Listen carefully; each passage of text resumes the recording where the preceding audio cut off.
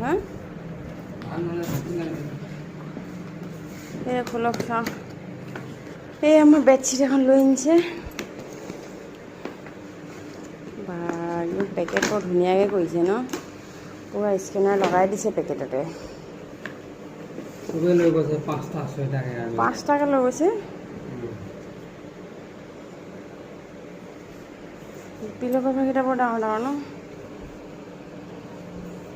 আগতো নিছিলে এবাৰ গম পাই ন ভাল বেয়া কিবা এটা স্কেন কৰিছে না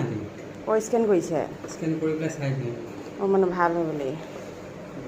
এয়া পুৰা